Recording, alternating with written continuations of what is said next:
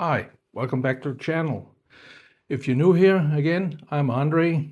In today's video, if you read the title, the dreaded 90s or dreadful 90s. I'm not quite sure if that's going to be the title here of the video, but it's going to be something that in that manner. So what do I mean by that?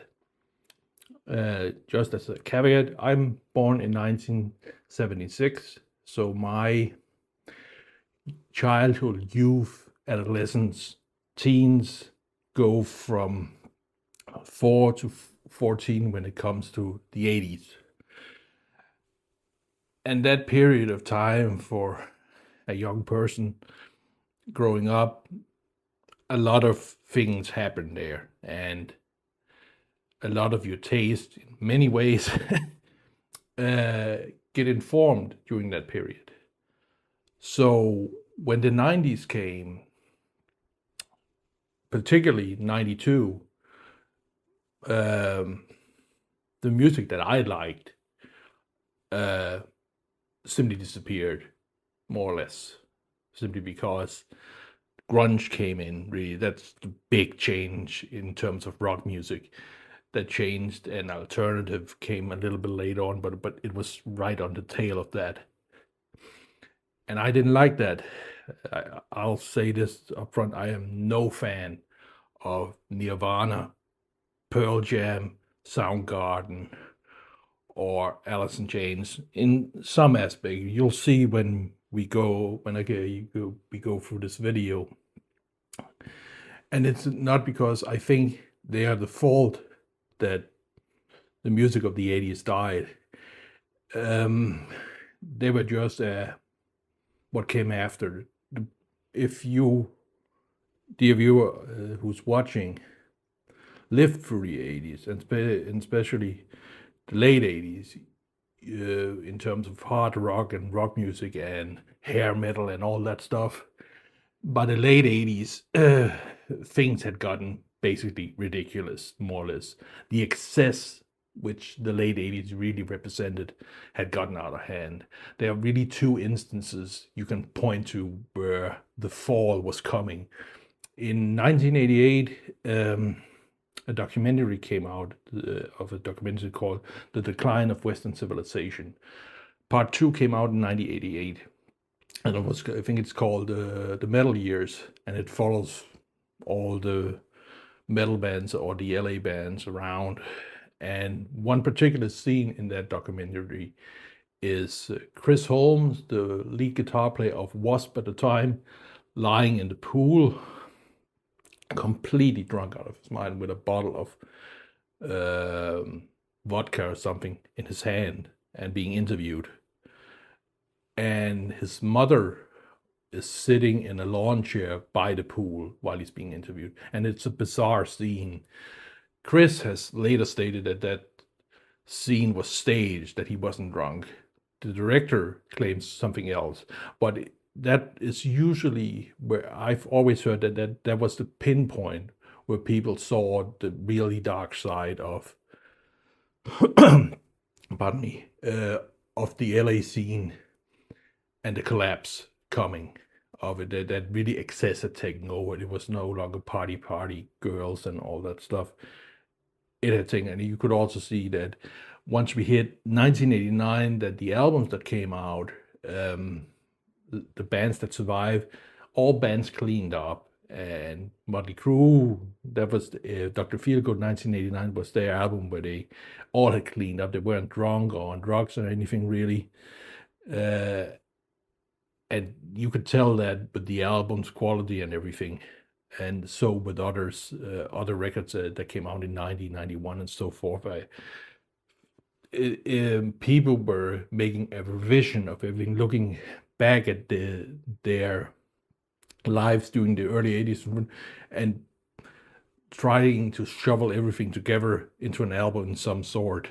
But what also was the problem, of course, is that there were so many bands coming out at the time of the LA scene or any similar ilk that it simply got saturated.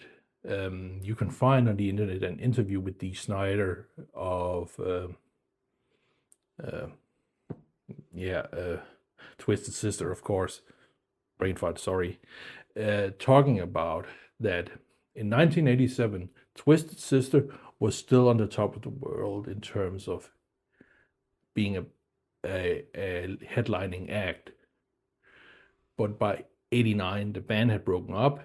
He was broke, and he was working as in an office answering the phone. That's how quick that started to go.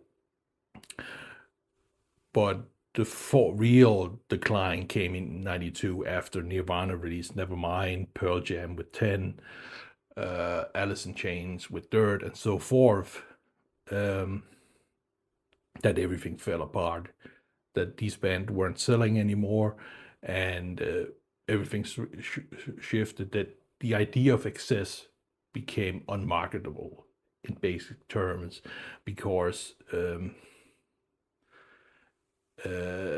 people were not interested, and the allure that Nirvana and those bands being this more simplistic approach to rock music and being more raw and earnest in some way became simply the popular music for that period.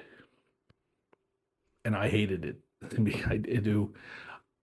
I've listened to Nevermind. I've tried to many times. I say this.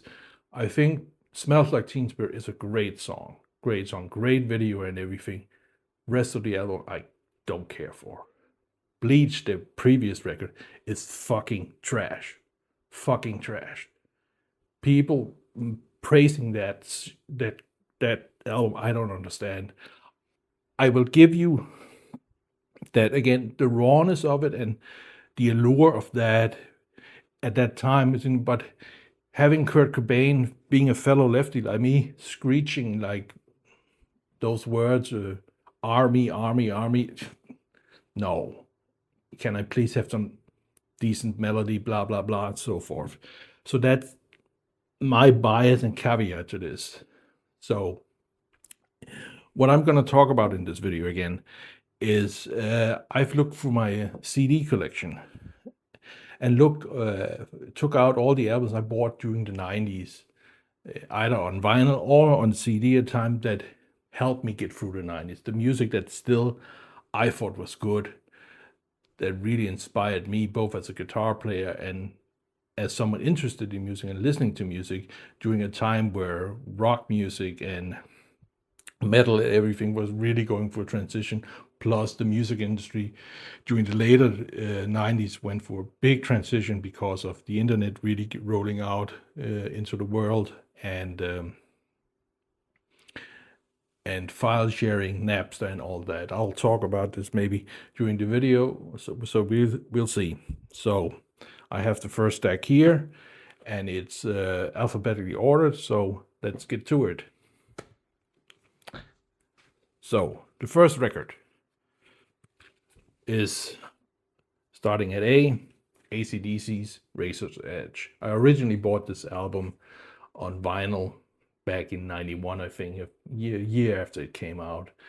And this is just, personally, for me personally, this is their best record. I know some people will, of course, say, yeah, well, Back in Black is the best record if you're into the Brian Johnson era, or Bon Scott, Highway to Hell.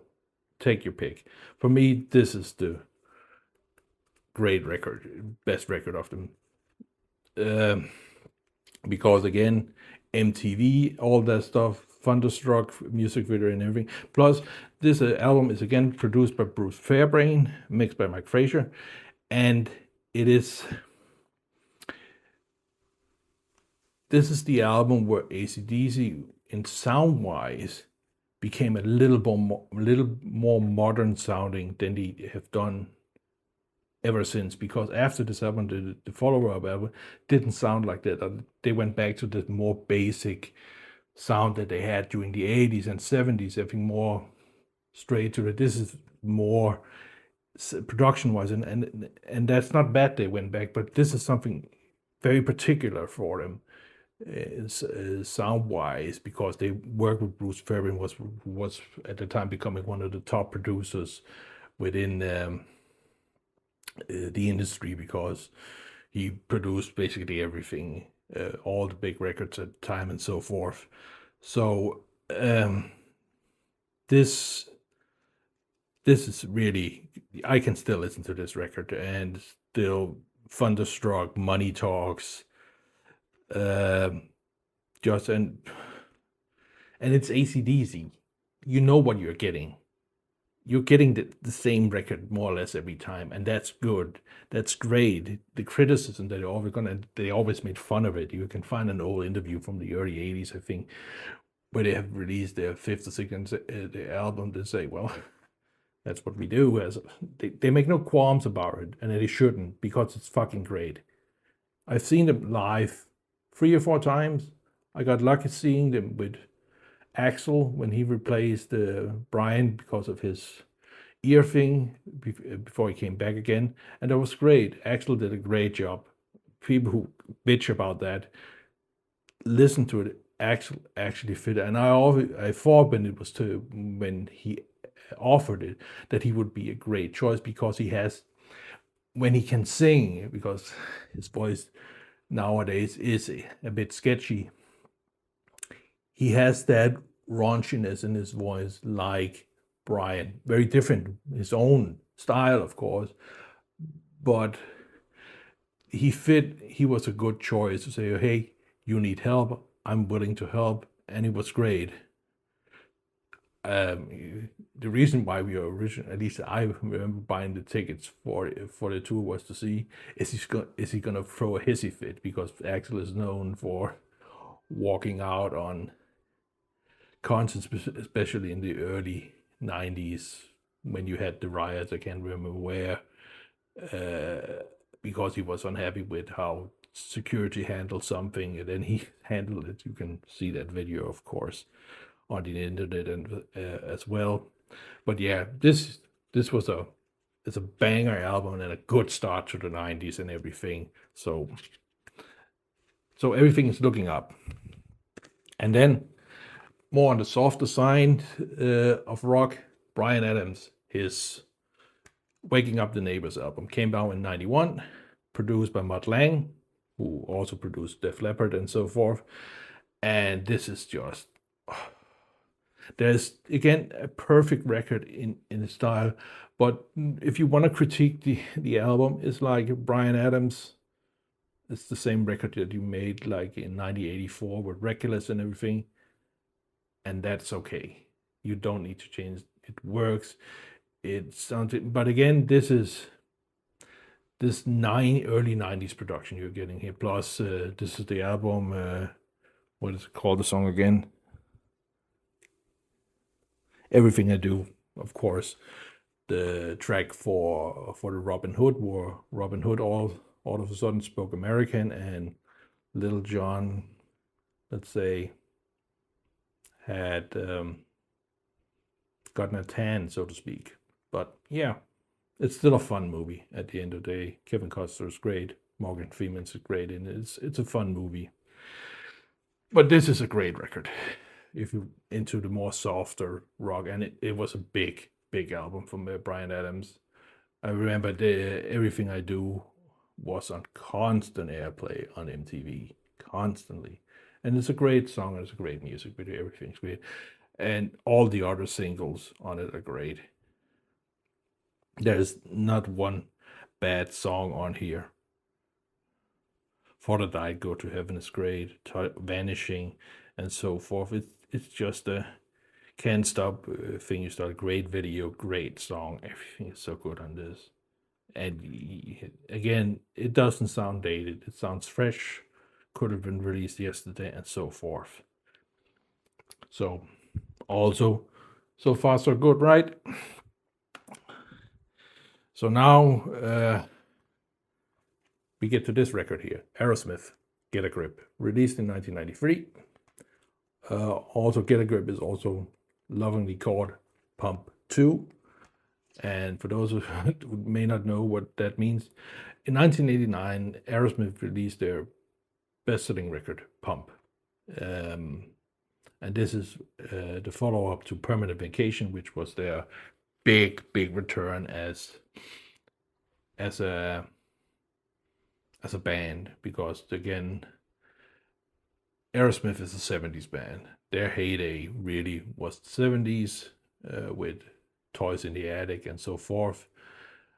But they were also riddled with rock and booze problems during the later. And again, the story is, of course, with Steven Tyler and Joe Perry. They were called the Toxic Twins and so forth. You can read their biography, and they talk ad nauseum about how everything kind of escalated for them. And by the early 80s, the band had not broken up. Again, they did one record without Joe Perry, and then they did a record. Is there one record without Steven Tyler or something? And then they came back. But what happened with the 1987 record is that this rhythm and blues, hard rock sound that they had established during some got kicked out, and they went into this more popular hard rock sound, and they started utilizing a lot of outside songwriters to help them write songs. Jim Valance, Desmond Child, and big hitmaker Diane Warren later on, and that is very prevalent for them up until then. You can basically every record since then has been that, and that's why since when Pump came out with Love in an Elevator, Janie's Got a Gun, and so forth, those are great songs, and the album's great and everything. But since then, every record they made that was basically a copy of Pump, more or less. So this is Pump 2. But it's still a great record. I really like this record. I like it more than Pump. And whether it's as good as Permanent Vacation, I don't know. But this was also big. Again, we are in 93 now, and basically all the LA bands are dead and gone at that point, more or less. The few that survive are the bands, LA bands, that are trying to change to fit with the times. Some of them succeed, others don't. Aerosmith, because they were a 70s band, had different roots and somehow survived this a little bit more than others, the other LA bands, Mötley Crüe, Rat, Cinderella, and so forth. So they somehow got a little more leeway with the things. But again, this is one of those records that really, still to me, Get a Grip, Fever, Living Edge, great music video. Flesh, Walk On Down, Joe Perry singing there, and Shut Up and Dance. Again, the music video, which Drews, of course, gave Alicia Silverstone a film career, more or less. There was from those 3 or 4 music videos she was in that she ended up doing Clueless, Batman and Robin later on, whether you like that movie or not. But yeah, this is again a great record, also produced by Bruce Fairbrain. This one is mixed by Brendan O'Brien, who also is one of those producers who helped build the scene and of the LA, of the Seattle scene and so forth. So yeah, so this also a great record. And then we come to this record, Dirt. I know I started saying that Alice in Chains. This album is great. This is a good one. This is the best album of all the albums the Seattle bands released. In my opinion, this is the best that released. And it's the only album from Alice in Chains that I have.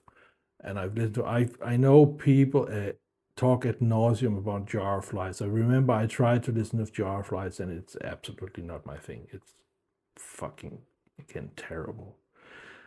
But the critique I have of this album, and it's the only critique, is that why is this album so loud? also volume-wise. I remember when I bought the album after seeing the music video to Wood, which is the best song on the album. I bought the CD and I put it in my CD player on my stereo system, and I had been listening to, I think, the day before, Mötley Crüe's Dr. Feelgood, and it wasn't turned up how full. It was not too loud or anything. But this just almost blew out the speakers. And I don't understand why this is so. I know Them Bones as track is for them making a statement, but it's just fucking ridiculous, the stuff here. But again, why I like this record is that it still holds. Again, my critique of the Seattle and all that, what happened with the grunge, is that it seemed like playing your instruments well, for some of the bands seemed to be kicked out. That musicianship simply disappeared for some of them. I know, and that's because, again, this in part it was a cultural movement, but for me, again, there has to be, play your instrument well in some way. And I, especially Nirvana, I never thought that. I know people talk so well about the drummer and everything, and that's great and everything, but Kurt Cobain at times, if you listen to the live, it's simply, can you at least tune your guitar a little bit or whatever? But again, they became something more than just those records and everything. But getting back to Alan Tainter, this album still feels like a record that where musicianship still is at the forefront. Good songs, great and unique, because Jerry Cantrell, in terms of his riffs and how he creates riffs, is really a unique person. It really shines here. The singer, Lane Staley. I remember seeing Lane Staley for the first time in the music video. And then when you go through the years of the 90s, hearing about his drug problems until his passing, what was it, 2002,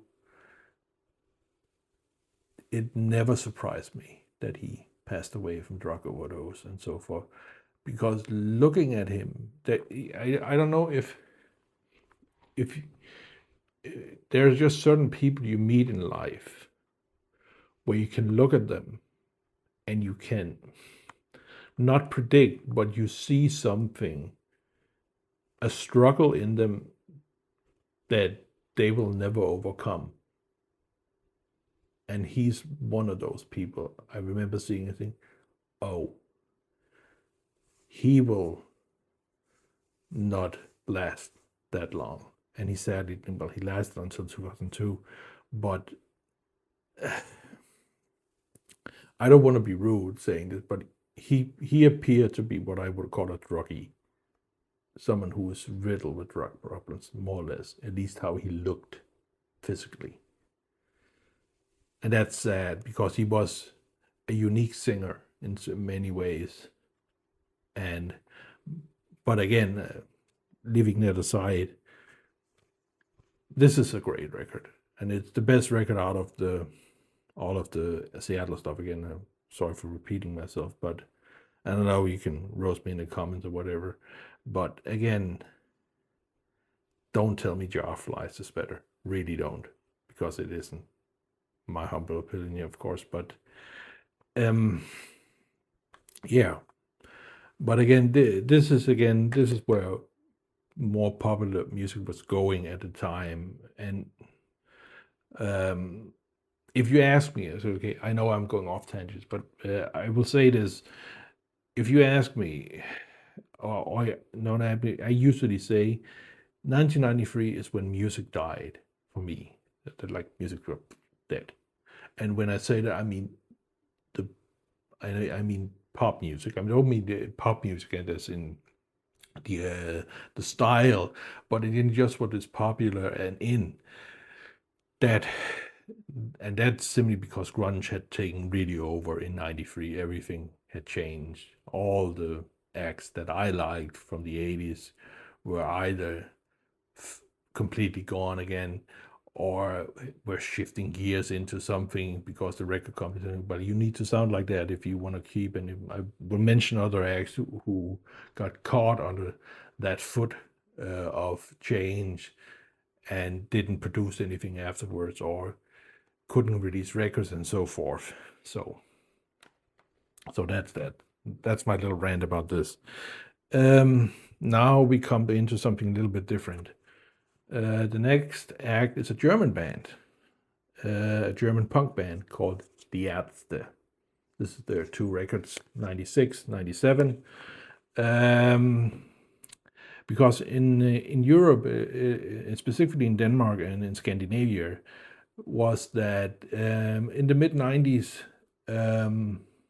if you watched MTV Europe had been established, of course, at that point, but MTV Europe were struggling financially, if I remember correctly. And at that time, when the way MTV got popular in Europe was that what they offered the local broadcasters everywhere was that you don't have to pay to broadcast our channel. Our channel is completely free, both for us viewers, but also for the broadcaster. And that was the way they got in. And became popular. And if anyone remembers some of the VJs from one of the big VJs I remember from MTV Europe, it was Ray Coates, who was great and everything. But in the mid-90s, they were starting to struggle financially. And MTV had gotten so big that they were also dictating at the point that what gets on, if you don't get on MTV with your music video, you're basically dead and gone. There are a few brands that manage to defy that. One of them is actually Pearl Jam, and I respect Pearl Jam very much for that. That when they released Versus, I think just a year before, around when Versus came out, they said we're not going to do music videos anymore because they didn't like the pressure from, at least I remember, from MTV doing that, dictating everything. And they were told, oh, well, you're dead. You can't. But when Versus released, I remember the first week released in, it's 96 or whatever it is now. I think it debuted at #1 on the Billboard charts in the US. And I think it sold like 750,000 copies in the first week, something almost close to 1 million, somewhere close in that region. And everyone was flabbergasted. They held fast, steady with that, saying, no, we are not doing music videos and blah, blah, blah. So this is an off-tension thing. But when then MTV decided to flex against the broadcasters in Europe, at least here in Scandinavia and Denmark, saying, hey, if you want to broadcast our channel, you have to pay us now. It's going to cost you money. And the minute they did that, at least in various my area and so forth, MTV just got kicked out immediately. They had no leg to stand on. And we got something called Viva, a German alternative. So from the mid-90s and upwards, I got, in terms of music videos, and I still got what was popular in general in the world, but it got German, most of it. And that's fine, but wasn't a big problem for me because, again,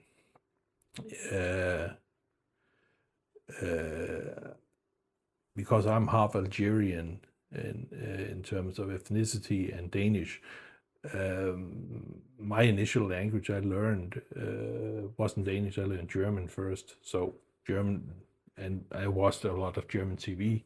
That was the only channels we had. in Denmark, besides that one national TV station until 1988 in Denmark. So I watched a lot of German TV. But getting back to the Ärzte. The Ärzte is a German punk band from Berlin, aus Berlin, as they say. That's their joke. They're from West Berlin, two guys, Bela B and Farin Urlaub. If you're German right now, you know they are a fun band, meaning in terms of a lot of puns in the music and lyrics. But they started in the early 80s with their albums. Most of them are hard censored in Germany, at least they were for many years. And they did a few movies, films as well. During the, I remember seeing one or two of them during the years ago. But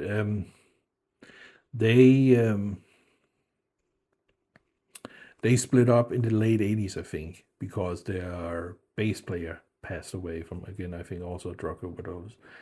And then they got back together in the early mid-90s, in 94 or something, released a record that really got it done. But the record that really got them back was this Planet Punk, which came out in 96. I think it's 96 again. Is it? No, 95. This is 95. And this is just a banger of a record. It is German punk, great production, just with fun songs, with fun lyrics and humor and everything, just absolutely a banger of a record. And this album got a lot of airplay on Viva, so that's why I bought it. I had to go to Germany to get it because none of my record stores could get it. But a normal thing we usually do in Denmark is that, because Denmark is not a big country, the way I live, if I want to go to the German border, it takes about 90 minutes by car. And what is usually a standard thing is that across the border between Denmark and Norway, there are a lot of stores that offer cheap wine, candy, and everything. But there are also, of course, normal stores and everything. So I remember we walked in one of those shopping centers down there, and they had a music section there, and I found the record, so I bought that, and absolutely loved this record. This is just great. Misanthrop, Super 3, Schundersong, and so forth. Langweilig. And of course, there's a salute to Michael Schumacher with Mein Freund Michael. Just absolutely banger of an album. So that's the first of their albums. So about 2 years later, they release a concept record, Le Frisur, which is a concept record kind of like what you would call Pink Floyd's Dark Side of the Moon and so forth. But this is a record about hair. Really, it's all about hair. And it's a fun record because it's again filled with funny songs and everything. Again, when I say funny, it isn't like the way Jack Black does his music in his band and so forth. It's very distinct humor that's on here, not in on the level as say Weird Al Yankovic or anything, but it's still very distinct. And then it's this German punk style that they do that is really, really great. But they decided to do like the cover shows, talk about hair, a whole album about it. And this is the record they released just before their biggest year, I think, was 1998, because when Kiss, again going off topic a little bit, decided to do the reunion, and they do the big reunion tour. When they went through Germany, the Ärzte was the opening act for them, and Bela B, the drummer of the Ärzte, is a big. I think both of them, Farin and Bela, are big fans of Kiss. So they were really hyped for getting that gig. And yeah, this is just a fun record and a great record to listen to during the 90s. There's Motherfucker 666, My Baby var by Frisur, Wookie La Superstar. That's my favorite song on the record. So again, just banger. So yeah. And now we shift gears again and we go to something instrumental this time, and that's Jennifer Batten's second solo record, Tribal Rage. Oh no, that's her. This is not really a solo record, but it's her second solo outing, but it's under the banner of Tribal Rage, her band, and this is called Momentum, and it came out in, I think it's 97. Come on. Yep, 97. This is, oh my god, this is just an amazing album. And again, Jennifer Batten is one of the best guitar players of the 80s. Being again a woman, she's very much, because there weren't many female guitar players during the 80s, and she got her big breakthrough more or less being the live guitar player for Michael Jackson during his tours before Greg Howe took over.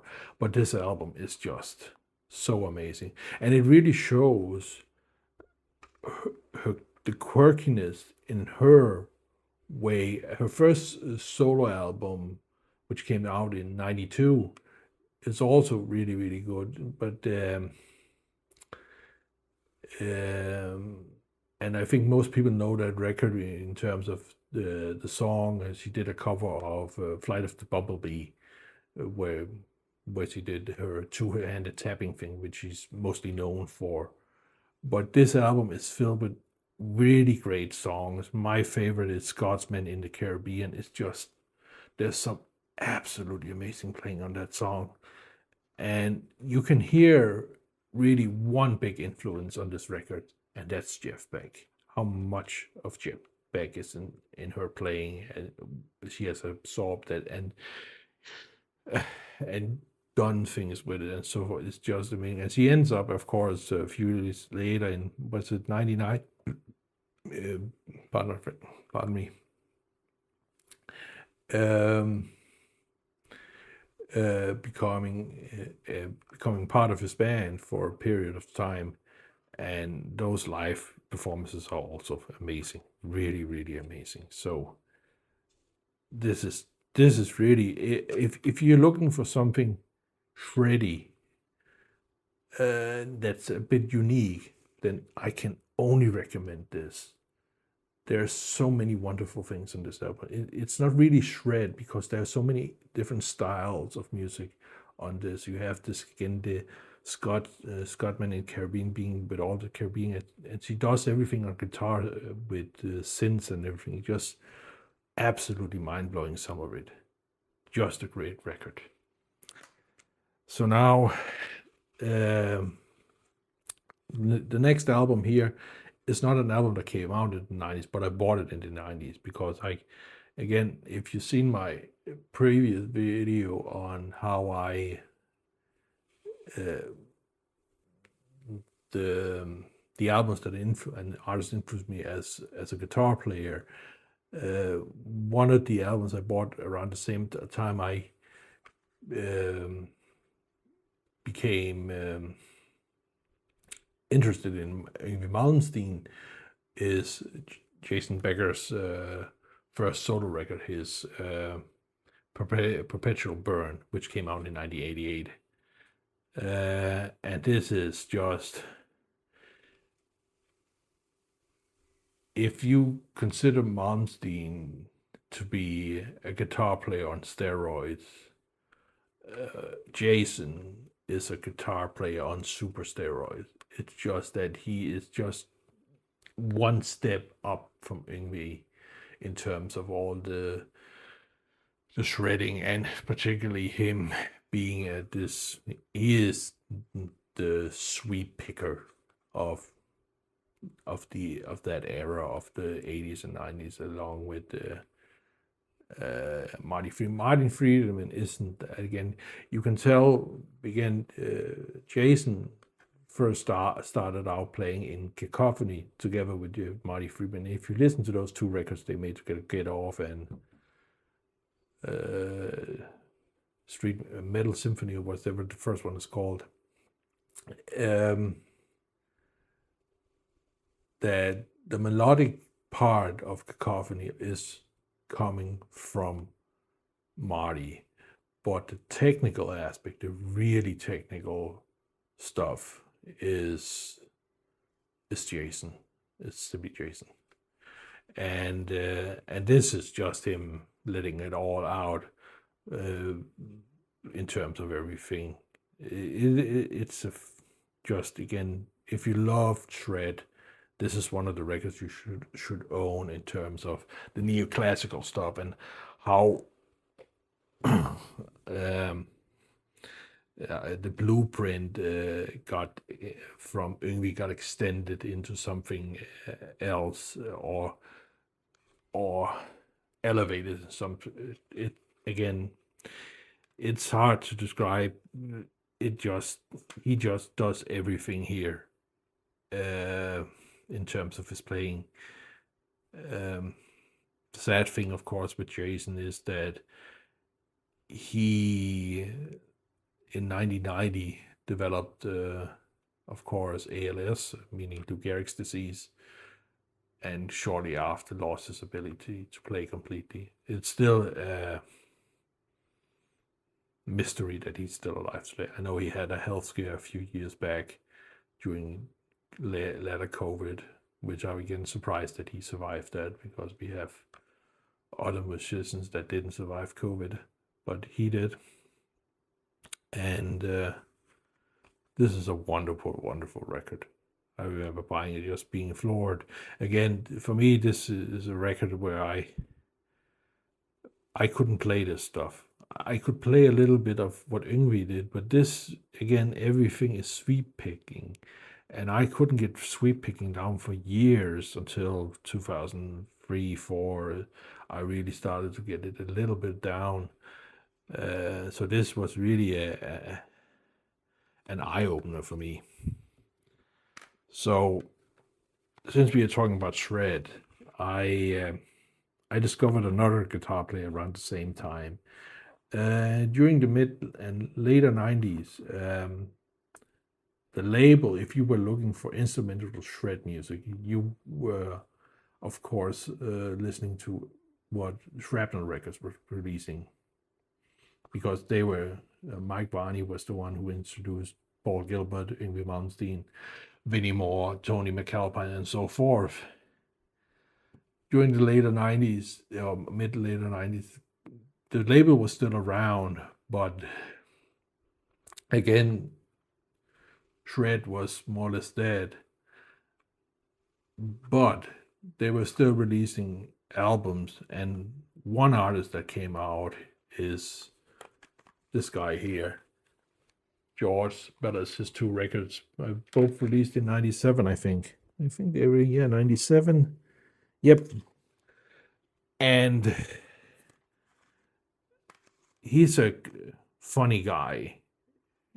George is, again, because his stuff is much more progressive than Yngwie's was, or even Jason or anything else. But his way of playing, just particularly Mind Over Matter, the opening track, Mind Over Matter, I think that's what's called again. No, Fast and Furious, not like the shitty movie or movies. Just the way he does, and of course the best or the most famous track of this record, Airborne, him and his way of doing sweep picking over that staccato sound he has in his playing that is very, very distinct. And also that he has released albums like complete symphonies now, where it's just guitar, everything. And for example, here there's I think the final track here, the orchestral suite is like 30 minutes of just wall to wall, just guitars, playing an orchestral piece that he composed. This is shred galore. If you like this stuff, you should love this album, and also the one here, the Turn of the Millennium, the first record. It just, oh my god, this got me through the 90s in terms of, again, technical guitar music and so forth, where everything had fallen off. We are getting into again the later 90s, and now we are getting again, grunge is more or less is done. So again, grunge died with the death of Kurt Cobain in '94, in April '94. But again, his death. I remember I was at school that day. I was in gymnasium, which is, with your American dear viewer, is our version of high school, so to speak. And during lunchtime, I remember people sitting around the tables eating their lunch, but a lot of people with their like sniveling and crying, and I didn't understand why, because I hadn't heard it. But then I heard it, and that really made me realize how much of a cultural footprint Nirvana and the grunge movement, but particularly Nirvana, had made at that time, because I had always brushed it off and think, okay, yeah, this is what's popular, but they actually made a huge. Again, this is a year after they released in Utero, the record there, which has one good song on it, and again, the rest is not for me, if I want to be kind. Let's for now be that. But yeah, this stuff is just a banger. If you like shred, this is just good. So again, next album, Def Leppard, Adrenalize.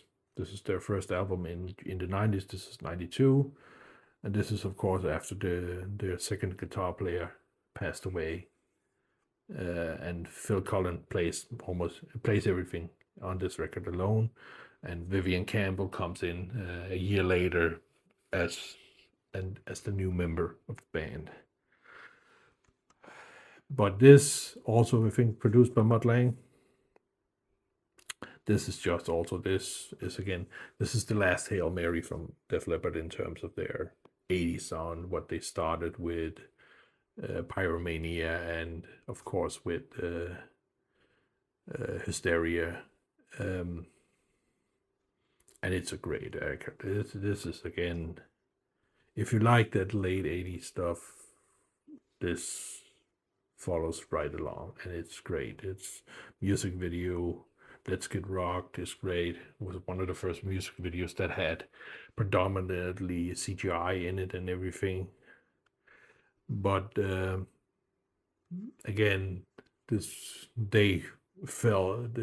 album didn't sell us at all as well as Hysteria did. But they were one of the bands that felt the boot of the changing times, so to speak. And I haven't really listened to anything after what they've done, because I think I've tried to listen to what they released in '99, and it was just no. They are trying to be relevant in terms of saying we gotta do something else instead of sticking with what actually made them what they are. Again, their band that started in the late '70s, but really first got defined, and partly because they worked with Mötley that really helped them define their sounds and so forth. But still a great record.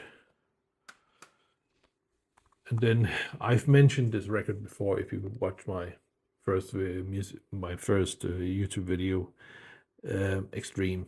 This is their second record. Pornograffitti, released in, again, let me see my fitting, in 1990.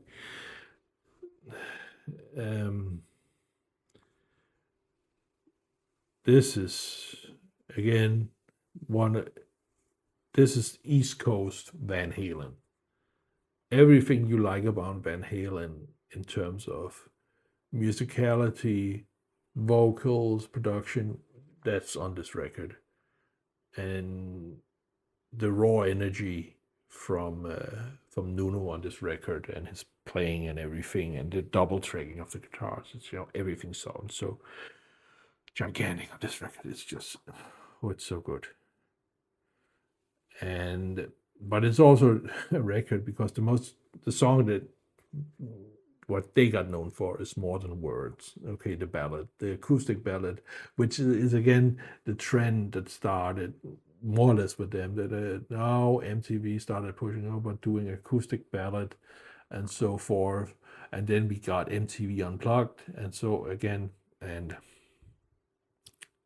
MTV pushed that, and then suddenly you start see Poison, for example, doing an unplugged session and so forth, and not everyone should be doing that.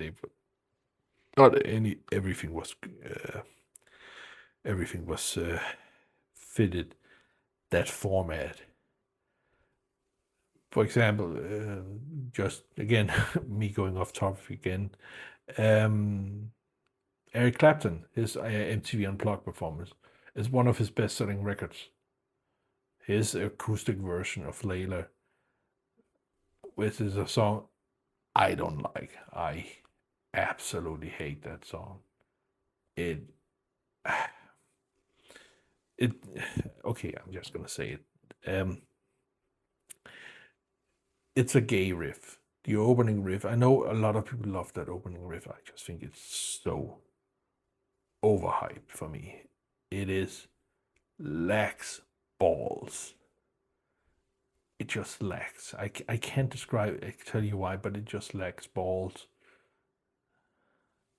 But people just love it, and it's probably me. But again, gay ass riff, just gay. Sorry, just no. It's not good. And listening to it acoustically, it does not get better. But I remember that album was so big, and didn't it win like a ton of Grammys also the year after it came out? Again, MTV got a lot of power during the 90s, for better or for worse. Actually, for the worse, I will mention this a little bit later. But yeah, but getting back to Extreme, oh my God, 1990.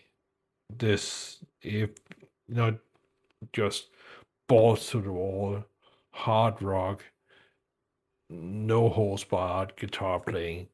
This record here really, really just kicks ass. There's no excuse not to like this record if you like technical guitar playing and because of the funkiness of Nuno, I think it just shines and shines. So yeah. So now we go to something a little bit different. Faith No More, Angel Dust.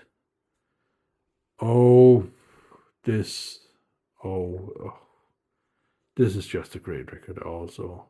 Again, this is the second record with Mike Patton, I think. Yeah, I think it's their second. And I love Mike Patton.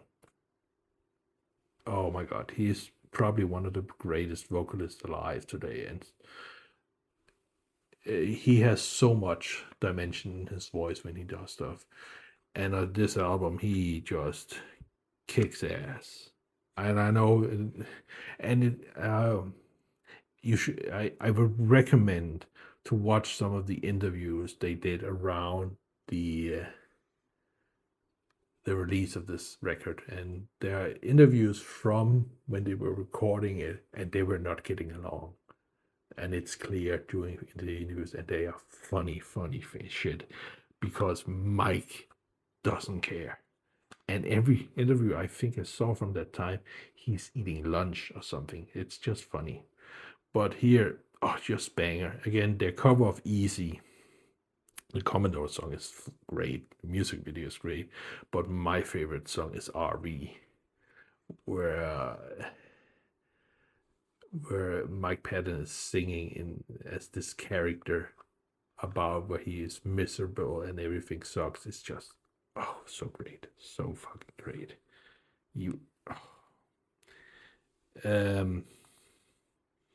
It's the last record with their guitar player, which is sad. I know they have reformed again, but without him, and he is such a big part of their sound. As much as Mike defines the band in terms of his vocals, their guitar player, that he's not in the band and helping with the direction is really, really sad. Because oh my god, this is really peak Faith No More. The latter records, I never could really get into them. Sadly, they're not bad, but as much as I like Mike, the first two records with Faith No More, it's just this is stuff that gets you through the 90s. Stuff like this, just amazing. So, got a new stack of CDs, and we can carry on.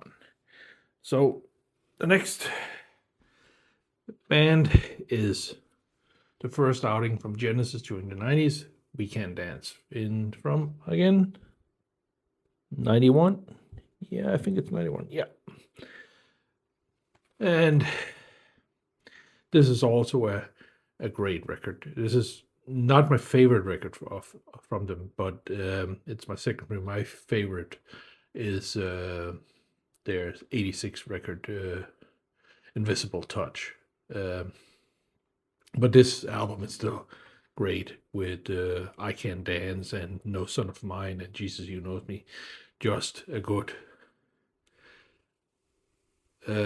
pop record in general. And again, a funny story and a side note again. In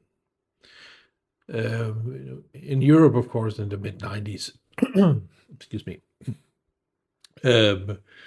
Britpop starting to emerge with Oasis and Blur and so forth. Really, the two camps were, of course, Oasis and Blur were Oasis, the band and one, but Oasis being the, my opinion, overhyped band that they were, really crapped hard on Genesis, Phil Collins, and everything. And I know because again, because they're from Liverpool and they idolize the Beatles and so forth. I think that Oasis has one record that's really good. I think that What's the Story, or Oh Morning Glory, or whatever it's called. That's a good record. There are good songs on there. But everything after, especially the record they made after. And again, like I said earlier, the relationship between Liam and Noel, again, when you see people, or there's just sometimes where you can tell something is wrong. And that relationship, brother relation between, to me, I have a younger brother, so I know that relationship was the thing that would kill the band. And they always seem to be so upending each other in a weird way that it didn't surprise me that it imploded like it did in the end. Okay, of course, now they're back together because they've set their differences aside because of probably money at the end of the day. I don't think that their relationship has changed much, seemingly, but if you listen to interviews with them over the years, but that's a side note. But Genesis, this is a great record, right? A good pop record, no matter what Gallagher's tell you about Phil Collins and everything. This is great. I had the fortune of seeing Phil Collins once in 2019, and he was great. I remember reading the reviews from that concert and absolutely being floored by the criticism. He did great, and as you can see, if you've seen interviews with Phil Collins lately, he is really beaten down physically with ailments and so forth, and it's sad to see because he's a great vocalist, he's a great drummer, he's a great songwriter, and for example, it's 89 record, but seriously, it's probably one of the greatest pop records of the 80s, next to Peter Gabriel's So or Tears for Fears, Songs from the Big Chair, but that's one at a time. But again, great pop record. Now, this is something completely different. Again, I'm a kid of the 80s, but I really love Jimi Hendrix. The flamboyantness and what he did to the guitar in general, along with Eddie Van Halen. So this here is a compilation album of live recordings from Winterland, and I think this is 68 or something. I bought this here again in 93, 94. I think I bought it around the time that they released the Woodstock record, re-released that on CD, and this there are some great renditions here. There is Red House, 11 minutes version of Red House is probably one of theirs. Again, tangent once more.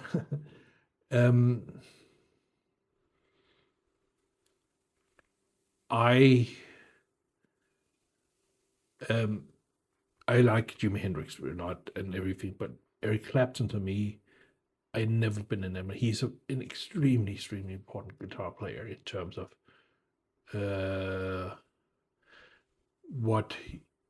who he inspired and everything. And you have, of course, the stories about Jimi Hendrix meeting Eric Clapton for first time that Jimi Hendrix killed God and so forth, and you have the photo of where saying that Clapton is God written on a wall somewhere in London, I think it is. But I've never been enamored with Eric Clapton, really.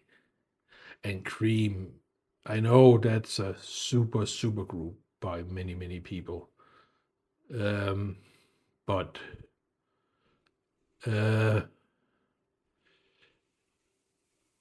and on this album there is Jimi Hendrix version of Sunshine of Your Love, and it's a million times better than the original. The original is great. I've come the older I've gotten, the more I started to enjoy music from the 70s and 60s over the years. Mainly because everything that's coming out now is so terrible that seemingly going further back in time is you find gems there. But his version of Sunshine of Your Love is just amazing. It's much faster than the original version of Sun, and it's Jimi to being Jimi all the way through, and then also Killing Floor, Tax Free, and there's just such great things. This is a fantastic live album, probably one of the best. It's to me, the Winterland recordings are better than Woodstock. I know a lot of people view Jimmy's playing on Woodstock as probably some of his best, but really, to me, some of this is the one you should get if you want to listen to Jimi Hendrix live at the end. So yeah. Now we come to something a little more obscure. My best friend, who I've known since kindergarten, so for now almost 45 years, grew up as a not Orthodox Christian, but a Christian.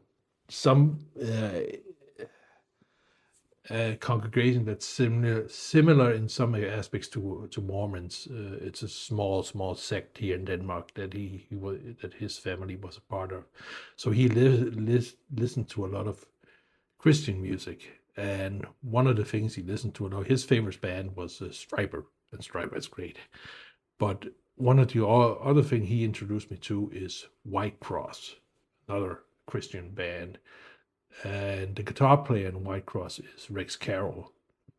And on the first record of White Cross, he had like a guitar solo like Eruption on, like Eddie had on, pardon my French, sorry. Similar to the Eddie's Eruption or Spanish Fly. His big guitar solo on those records is Nagasaki from the first record, 1987.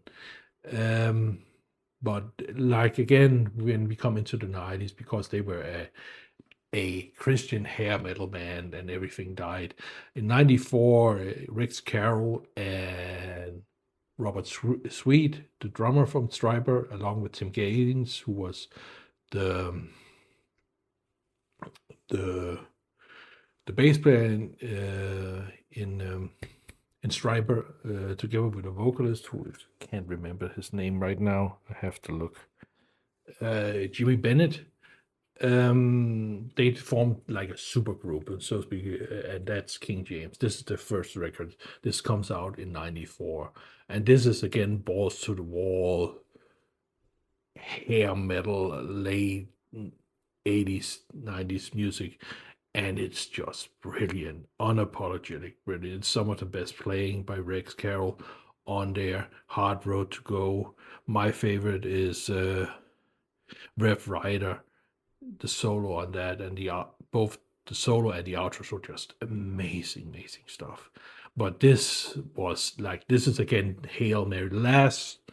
You have to go out with the big guitars and the flamboyant solos. This is an album that just in 94 planted its flag and said this is this, and no one cared. This is dead because everyone has shifted into grunge and everything. So it's a bit sad, but I love this record. This is just, I originally got this record on tape, so I rebought it 10 years ago on CD, but I used up the tape completely, so it in the end the tape didn't work anymore. So yeah, brilliant record. If you really want to hear that late 80s, early 90s hard rock, hair metal, whatever playing, then this is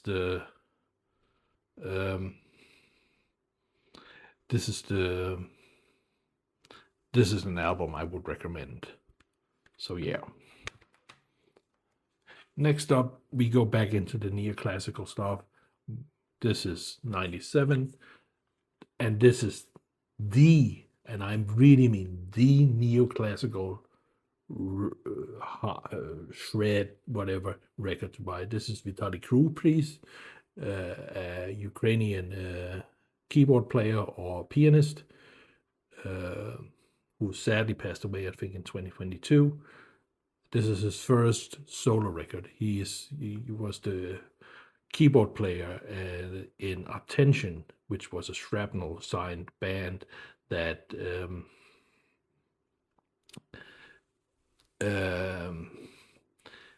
came out that got signed in the early mid-90s to Shrapnel and released a couple records. They had a guitar player from Switzerland, can't remember his name, but he was originally supposed to play on this record here, but on this record, Greg Howe plays guitar and bass, and he was only supposed to produce, and this is some fine neoclassical shred that Greg delivers, along with the virtuosity of Vitalij. Absolutely stunning album, and it later led that Greg, I think his follow-up solo album, Hyper Accuracy, I think, ended up being like a more shred-like album he made, because he said, well, I did it once. If I'm gonna do a shred record, like neoclassical shred record, now is the time, because I just did this as a guitar player. So he did Hyper Accuracy right after, I think.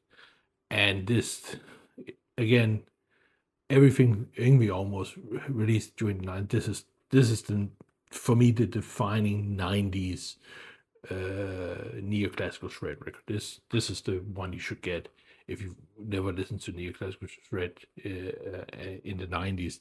This is the album to get. So yeah, great album. So now we go into something completely different. This is Nothing with Music. This is more a comedy record, and this is Denis Leary's debut comedy record, No Cure for Cancer. It's a controversial record because, again, majority of the material that's on this record and Denis's act is, of course, more or less stolen directly from Bill Hicks, if you know the story. I still love this. This is so good. This is so funny. Oh my God, it's one of the funniest comedy records I ever heard. It's just amazing. I know some people hate Denis Leary because, again, he more or less stole Bill Hicks's act. But again, the way I saw the things that that Denis had clearly taken from Bill, and Bill's version of it. And I, of course, have bias because this is the first time I heard the material was through here. I like, of course, Denis's delivery more on here. There's, again, Denis here being this angry version of himself, just has this extra punch when you come hear Bill's version of it. And of course, the big thing here on the album is the song Asshole, which I think became a top 20 hit in the US, and the music video is funny as hell. It's just a great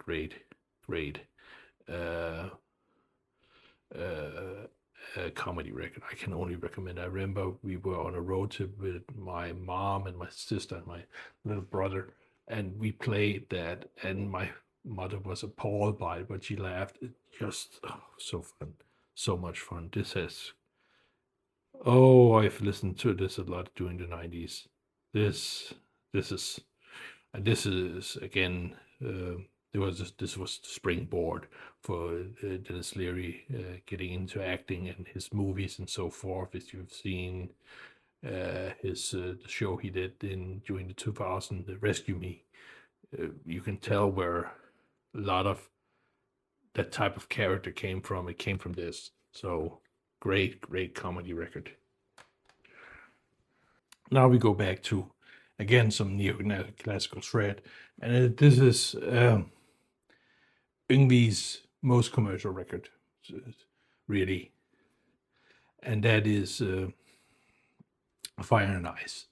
This is an interesting record in many ways, because this is when Yngwie went from his original label, which I think is Polygram Japan, and went to Elektra. So this comes out in 92,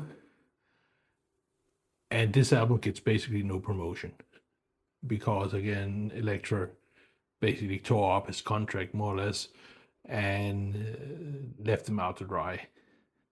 But this album is really special to me because it's, again, his most commercial sounding record in terms of his neoclassical approach and style, and then putting this into a more commercial format, and then with his new singer Göran Edman, who is a very different singer compared to all the other singers he had up to that point. Jeff Scott Soto and Mark Bowles and Jolyn Turner. This more smooth, almost a little bit feminine voice, but really crystal clear, and just delivers a really great record with bangers of songs, Cry No More, Leviathan, Fire and Ice, Forever Is a Long Time. Just great album. And the opening track, Perpetual, the instrumental track, I know a lot of people seem to don't like that song, at least over the years I've seen, but I love it. I think it's great. It's just an amazing album.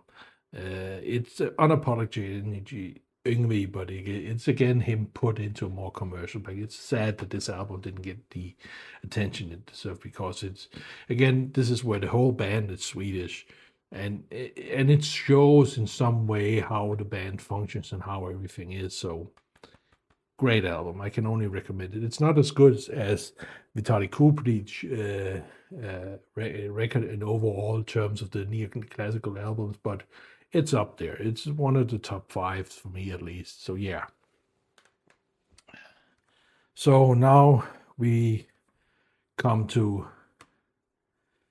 the heavier stuff, or at least for me, this is the most heaviest stuff I usually listen to. And this is Megadeth's Countdown to Extinction, released in 92. And this is, I know a lot of people will say, but okay, Megadeth's best record is Rust in Peace. And you can make that argument. For me, I got into Megadeth with this album here. My grandmother originally bought this for me in 92 for Christmas, because I wanted it, and I bought it on tape. And she was appalled by buying it, because she had to go into the local record store in the small town my grandmother lived in and buy this. But I got it, and I again, it's a tape I wore out. This is just great. This is a great album. Banger songs everywhere. Skin of My Teeth, Symphony of Destruction, Architect of Aggression, probably my favorite track, together with Foreclosure of a Dream. It's just, it's peak Megadeth in the format they were with Marty Friedman. And I know some people like Euthanasia. I was really hyped for Euthanasia when it came out, and I listened to it, and I couldn't get into it. It was just not, the things weren't there that were here on this record.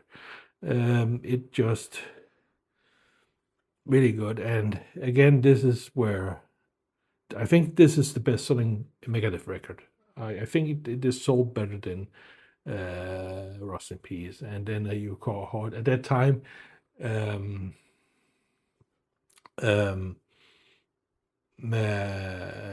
at least if you viewed MTV, that's when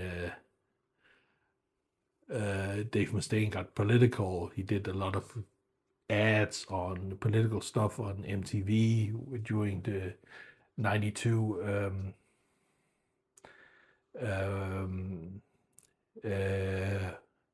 what do you call it now, presidential election, because that was the year that Bill Clinton got elected. So a lot of that stuff, he got into that, whether you like it or not. And yeah, and just to extend this, if you ask me which would I choose between Megadeth and Metallica, it would be Megadeth, because Metallica is not a thrash band anymore. They haven't been since 91. Whatever they have released since after the Black Album, which is their last thrash metal record, none of it has been really thrash. There have been certain things here and there that have had that moniker of thrash that they did in the 80s and then on the Black record, or the Black Album, but Megadeth at least kept that. This is something, because again, they do Euthanasia, then what's the album after that? Risk, and the world needs another hero, whatever, and those, they get softer and softer. But when they return again without Ellison in 2002 or 4, is it, with The System Has Failed, that's a thrash metal album. And their albums since then have been thrash metal-like. Again, Megadeth is a thrash metal band. Metallica isn't. This simply isn't.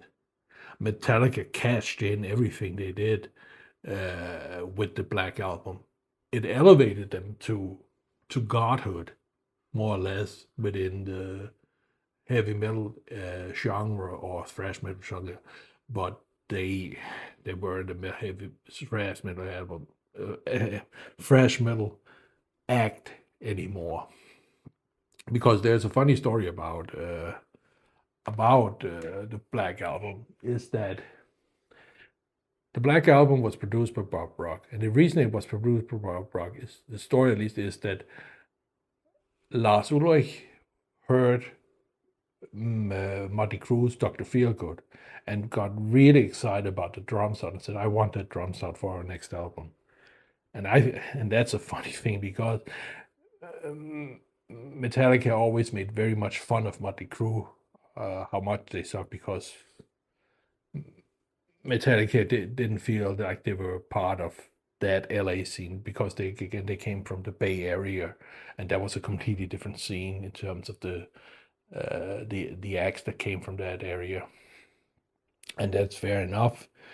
Again, I have my issues with Lars Ulrich, because again, while he's a fellow Dane, he's a part of the country, which is the Copenhagen area. And for many people who are outside Copenhagen, if you know, you know, we are not a fan of people. I live in the middle of the country, in a smaller town, and there is this dichotomy between people who come from Copenhagen and so forth, and people who are not from Copenhagen. So that's that. It's similar, I think, in the US, when people who are not from New York or from Los Angeles or the big city, and people outside, that there's this dichotomy between, and it's kind of the same here in Denmark. But that's beside the point. That's my little rant about Lars Ulrich. But again, Metallica, their first records, Ride the Lightning and of course Master of Puppets, are of course landmark and should not be overlooked in any way. But I think with the Black Album, and Justice for All gave them this little taste of commercial success, that they, and you can hear it in the songs, that every pardon me, is much shorter and more radio friendly, so to speak, that they kept that format. And if you then go to 2004 with another kind of monster, whatever that documentary called, there you see a band that's really on the brink of destruction. It's an interesting view of a big band that's really imploding. And I can understand, of course, that Jason Newsted left the band because he got frustrated. We can't even talk to each other. And one of the things that I mostly disliked about the documentary, I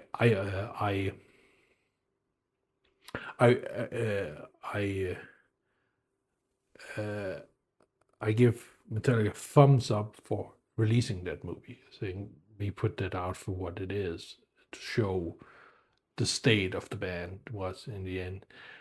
The biggest problem I have with the documentary is the shrink or the psychiatrist, who really, in my eyes, was very unethical in the end. He portrayed, because he was looking for a payday at the end of that documentary, that he needed to be there constantly as their permanent. I thought that they have more, not work for things, but things are progressing for the band now that they can finish the record, that he inserts himself in that way. That really rubbed me the wrong way. There. But one thing, me bashing Metallica, one thing where I always would defend Metallica as the artists that they are, is Lulu is widely considered the worst thing Metallica has ever released, which is the collaboration between Metallica and Lou Reed from New Velvet Underground. And that record, it's not my cup of tea like so many others, but I will defend the record very clearly, saying it is rare for an artist, an established artist, to say, I'm gonna make something for the sake of the art and nothing else, and put it out. Very few artists can do that, especially established acts as big as Metallica, and they did that. They simply said, we get to work with one of our heroes and we make something purely for the art, sake of the art. And that should be admired in many, many ways. And sadly, still to this day, that gets overlooked, I think. But again, a long tangent, so back to more great things during the 90s.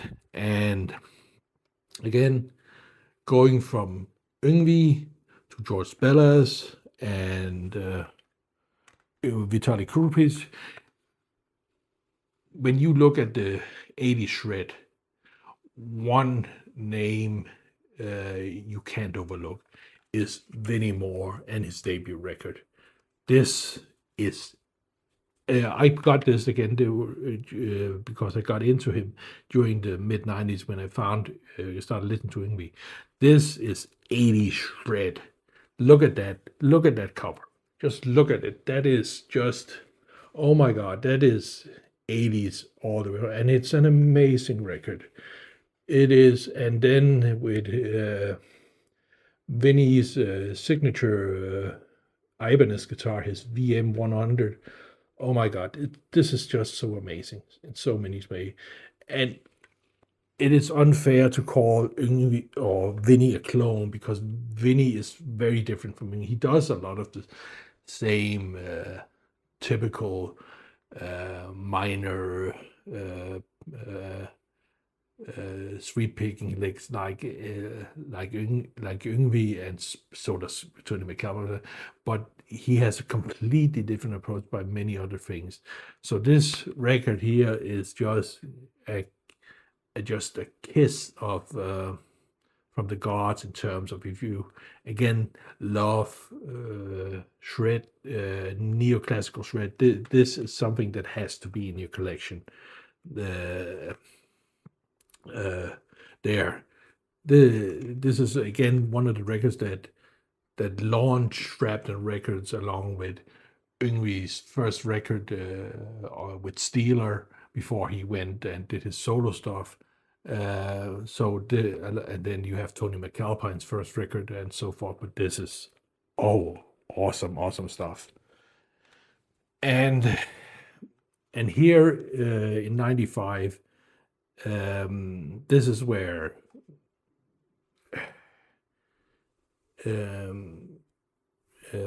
Vinnie shows more his other styles of music that have influenced not so much shred, but country, chicken picking, and all those styles are really shown here on this record.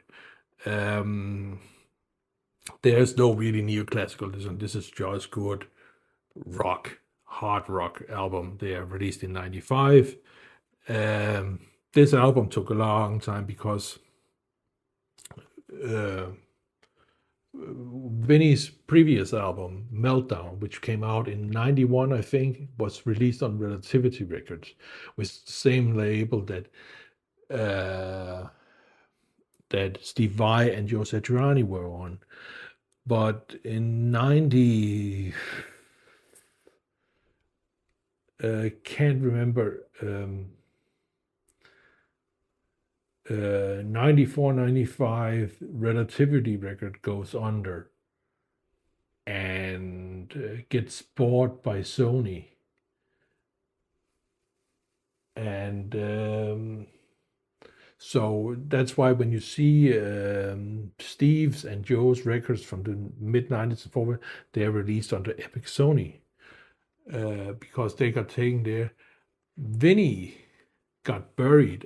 At least I remember, from my understanding, got buried so that this record could not be released. And he fought long time in order to be able to release this record or something. I can't remember the complete story, but he wasn't a big enough artist for Sony to care about. So he got really screwed, and that's why that Meltdown, if you try to find Meltdown now, you can only find it used on eBay. And it's a great record. It's in the similar style of this one. Again, it's more hard rock, not so much neoclassical and everything. But he really got screwed there, and it's really sad. But this is a great record. Again, he's playing his Music Man guitar here. I think this is his. It was never a signature model, but this is the custom they built from it, which is based on the silhouette, I think, if I remember correctly. But yeah, this is just also a great record from the 90s. And now we come to my favorite band, Mötley Crüe, and this is their 94 record. This is the record they do with John Corabi after Vince left the band or was kicked out or whatever he did, and they shifted gears. This is still produced by Bob Rock, and it's, to me, it is almost as good as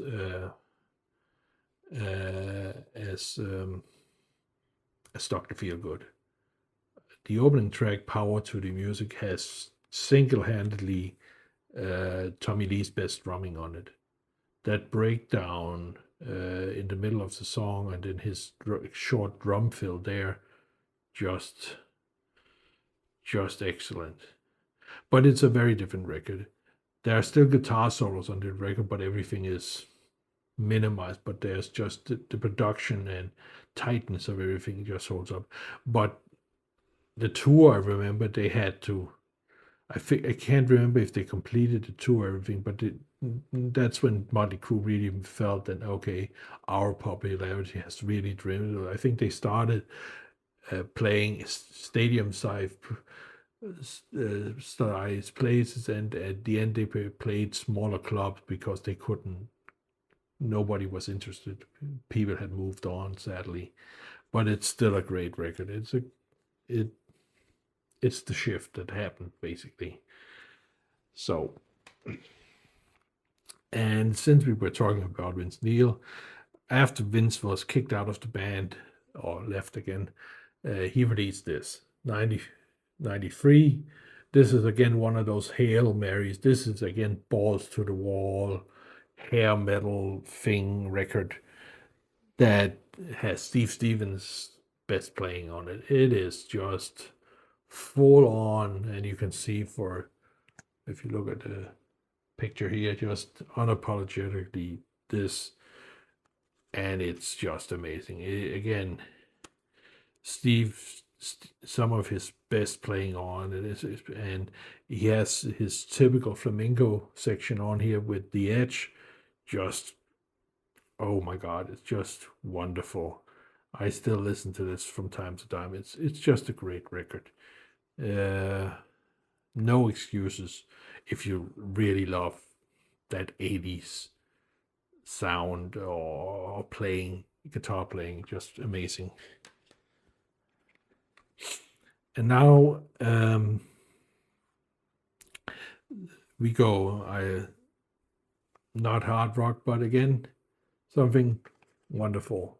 Tom Petty and the Heartbreakers. This is their first record in the 90s, from 91, Into the Great Wide Open. And if you know the music video, that's the music video with Johnny Depp. And this record is just, it's their best record. It's, for me, everything that Tom Petty has released. Even I know a lot of people seemingly always point to Full Moon Fever, his solo record from '89, as being one of his best. This is leagues better. Leagues. Oh my God, so many times better. Not that Full Moon Fever isn't bad, but this is just so much better. My favorite track on it is still All the Wrong Reasons. Just beautiful, beautiful instrumentation on that on that song, and it's produced by Jeff Lynne, of course, and it's just amazing. Again, sadly, Tom has passed away, and Tom Petty is one of those bands or artists that really got screwed by MTV, because I think that during the mid-late 90s, I can't remember, he did another solo record during the mid-90s, and I think the record after that was a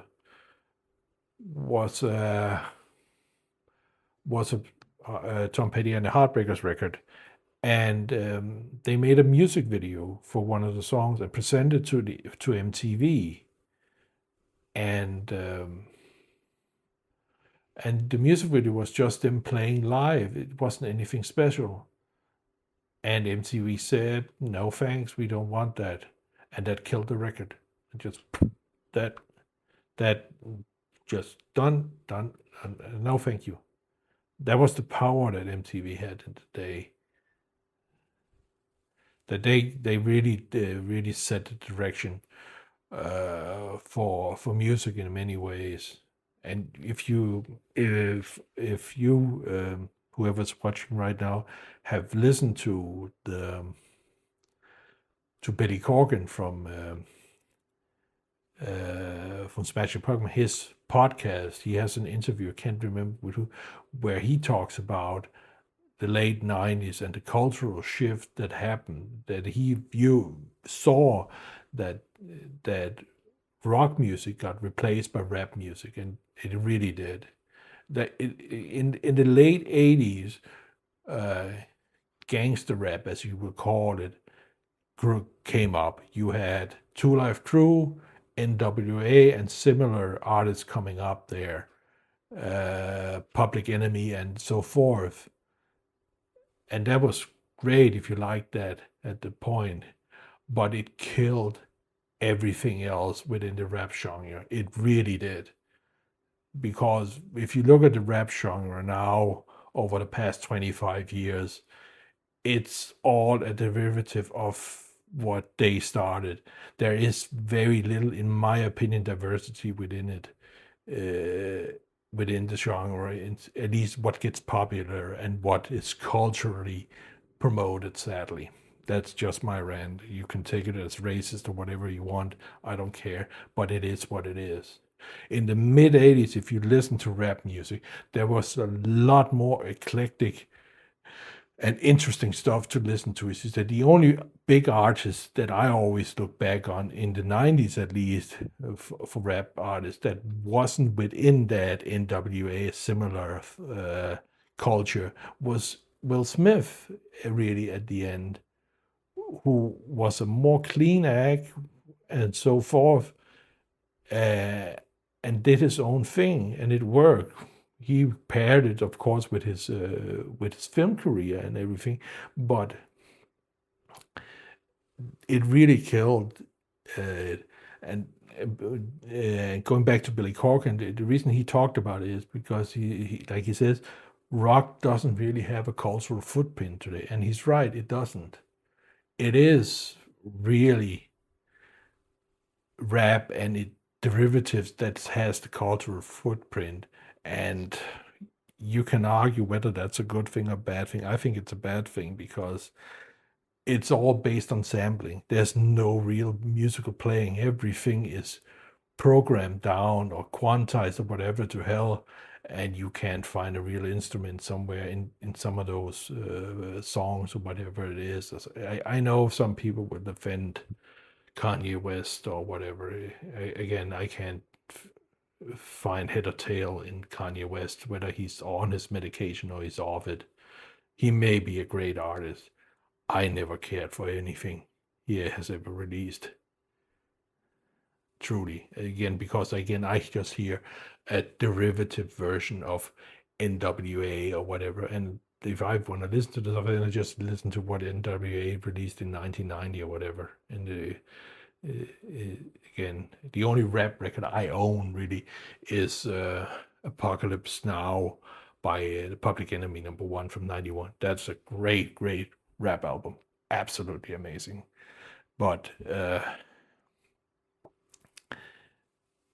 I just think it's sad for the genre that it couldn't, that happened, that cultural shift, both in terms of other musical footprints, got decimated by it, but that, and I know again, okay, I'm gonna go off another tangent again.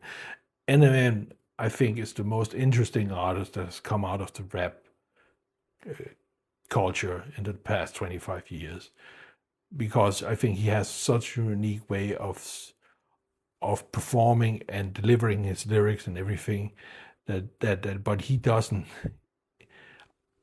I'm more I sit here again think, would he have succeeded if he hadn't had the blessing from Dr. Dre? If Dr. Dre hadn't given him any attention, would he even be there? Again, it's again, few people control that culture, that genre really, and it shows really, in my opinion.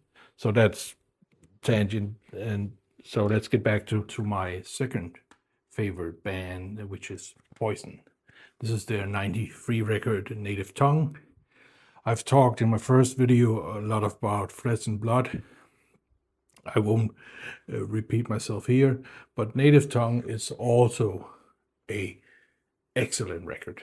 It's a very different record because in '91, after the MTV Awards, if you've ever seen that performance by Poison at the MTV Awards in '91, CC DeVille, the guitar player, got kicked out of the band because of that. And they then decided to hire Richie Kotzen, who was started as a Shrapnel shredder in '89. It's his first record on Shrapnel, and then he has a few others later on as well. And this album is heavily influenced by that Richie came into the band, because this is a hard rock blues based album and not hair metal anymore. And it's great in many, many ways, like the opening track Scream, and then the following track Stand, just bangers at the end. But again, this is not this again, this comes out in '93, and the world has changed at that point. So Poison was really struggling. I remember when they did the European tour, they weren't playing big places, they were playing clubs now, and things were semi falling apart. But it's still a great record, because this is Richie Kotzen going away after Richie. If you ever listen to Richie's first record, Shrapnel record, which is produced by Mike Varney and co-produced by Jason Becker, it's not a very good record. It's one of the worst sounding Shrapnel records ever released. It's really terrible. The playing on it is great and everything, but you can feel, and Richie has said that in interviews over the years, most recently with an interview with Rick Beato, that he didn't feel at home in all this neoclassical shred. And you can tell with the latter on Shrapnel records he did, that they weren't all instrumentals. They became more blues based, funk based, and everything.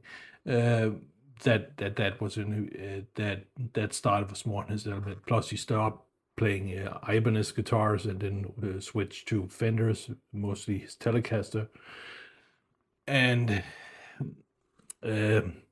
so with him coming into the band, it was clear that things would change, and it is very clear. And he also sings a lot on this album as well. He almost is the co-singer on this album, on a few of the tracks. But it's still a great record in many, many ways, and it was an interesting change for a band like Poison being this super party hair metal band of the 80s and then turning into this very blues-based hard rock band that delivered a very good album at the end again. But again, it's 93. Nobody was really interested in technical guitar music.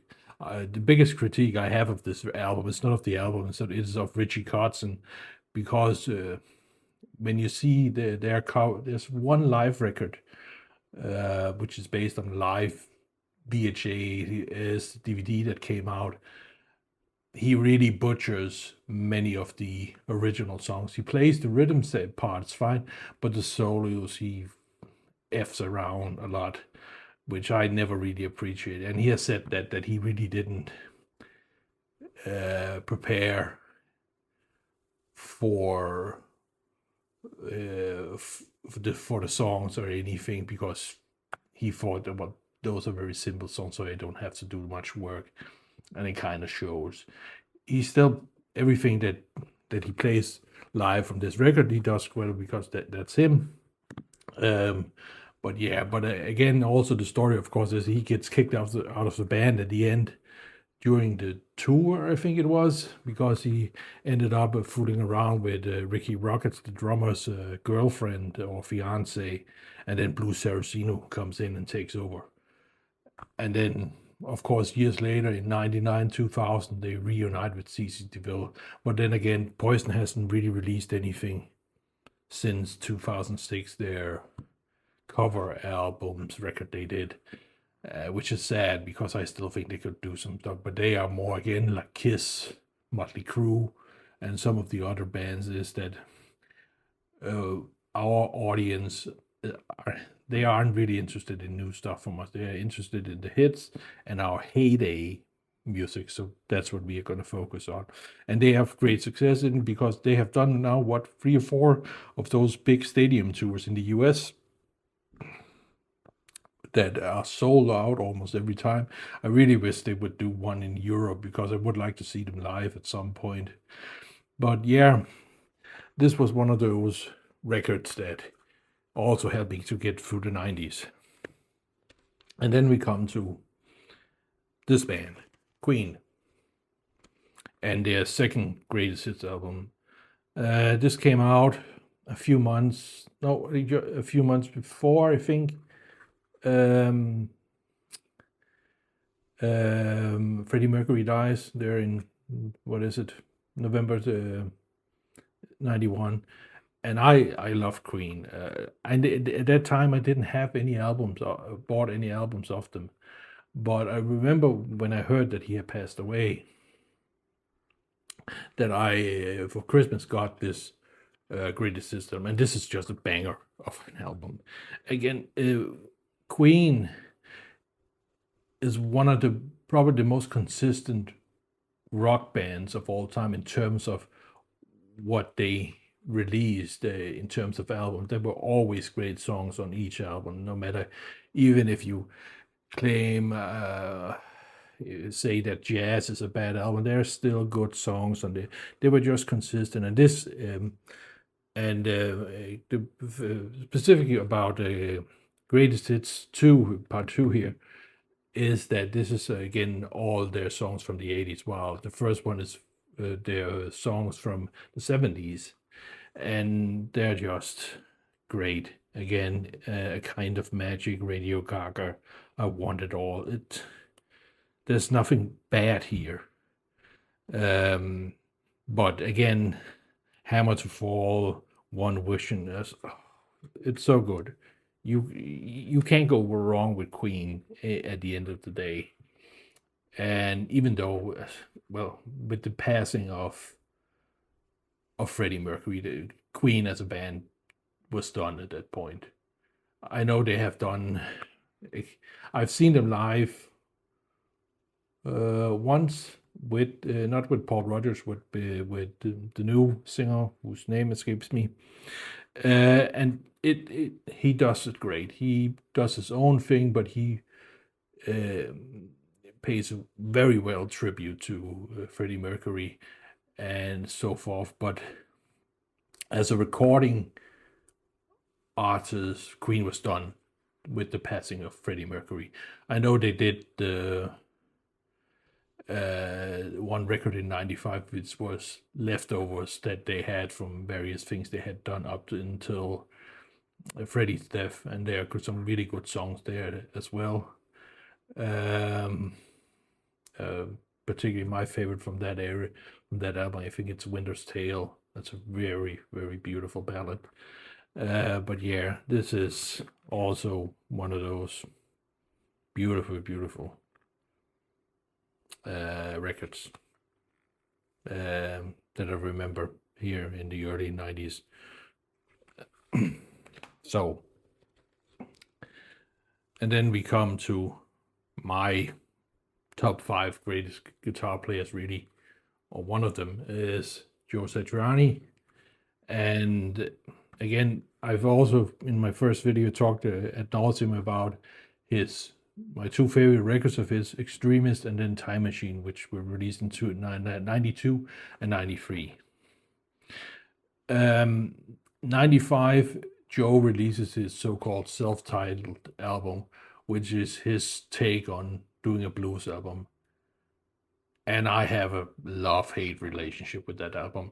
There are some really, really good songs on there, like Down, Down, Down, and Cool. Is it Cool Number 9? Yeah, I think it's Cool Number 9. The first track on the album are great. But then there are these very stripped other blues records, because this is, again,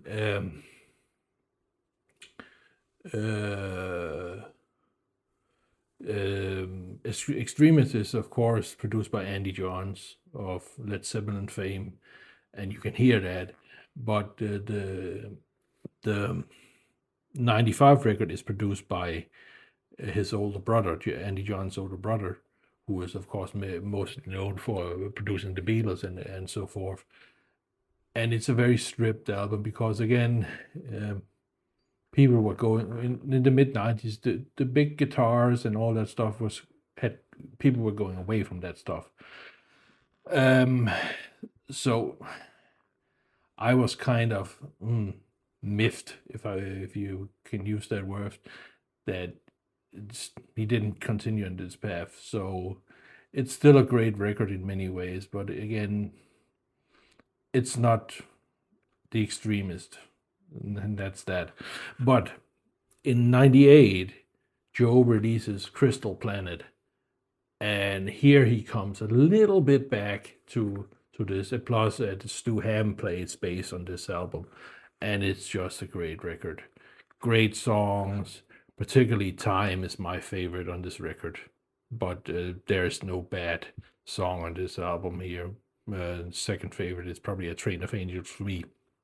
But an interesting thing about it is that I remember the track Time got pre-released on the internet like a year and a half before the album came out, like somewhere in the latter part of 96. I remember hearing an early version of the track. I'm almost sure it was on his own website. I'm positive it wasn't on any other of the file sharing sites. I'm pretty sure it wasn't there, but I remember hearing a very early version of that. It was really, really exciting because this was Joe in his element in terms of getting back to that more harder sounding lead guitar playing. So this is also one of those albums that in the latter part got me through the 90s, so to speak. And then I talked previously about that one of my oldest friends who's a Christian listened to a lot of Christian rock and everything, and he turned me on to like acts like I mentioned earlier, like Stryper and White Cross and King James, like I mentioned earlier. But one instrumental artist he turned me on to, and I got these albums a bit later, is a guitar player from Kansas, Jeff Sheets. This is just these are this is instrumental guitar rock. This is just straight up, down to earth, good instrumental guitar music. It isn't as flashy as Steve Vai's Passion and Warfare, and the production may not be quite up there, but this is still great. Dig his 92 record. This is the second one. His first one was called Woodpecker Stomp. I think it came out in 89, 90. It's also great, but this is really some banger tracks on here. Then he did his third record here, Pawn Shop, is also, again, this is a little more blues based, but still great in so many ways. The sad thing is, this is the last instrumental record he has made, because he started shortly after. No, he did a instrumental Christmas album in 2000, I think, which I also have in my collection. But he then forms the Jeff Sheets band, which is more or less a blues band with where I think the bass player is the singer. I can't remember his name, sadly. And that kind of wasn't what I was into. I really hope that he would one day release another instrumental record, but I don't think he has released anything in the last 20 years or more. I've looked a couple of times here and there, but never been able to find it. But this is really a gem of instrumental guitar music from a really player who was, I think he's at that time in the 90s, he was a Yamaha endorsee, even. You see his Yamaha guitar, Pacifica. But yeah, great stuff. And now we come to this record here. Of course, I've said I'm not a fan of all that alternative stuff like Nirvana and everything I've mentioned earlier, but again, there are exceptions here. And for me, the Smashing Pumpkins, I know that a lot of people gush over the album Gish. I'm gonna mention Rick Beato, because every time he mentions thrash, it's always Gish he mentions. I don't like that record. I think it's terrible, flat out. I like Siamese Dreams a lot. That I really like. There are some really good songs on there. But I think really their best record is, of course, this concept album they did. That's their best record, and some of their best tracks they ever made here. Again, Here's No Why is one of my favorite, and 1979. That is really this is their best work. I know their follow-up record, Adore, which came out, it was 98. I listened to the opening, the first track, the single they released. I remember sawing that, and they have gone more electronic influences in that. And the music video is cool for the track. The song is just not very good, in my opinion. Again, if you look at the Smashing Pumpkins, really, at the end of the day, the Smashing Pumpkins is really Billy Corgan, especially now when he reformed them, that it's just his solo project, that's his prerogative, of course. But again, my contention is, of course, again, this is the band that came out of the early 90s and so forth. But this is still a good record, and really enjoyed. I still listen to it from time to time, at least these two tracks I mentioned before.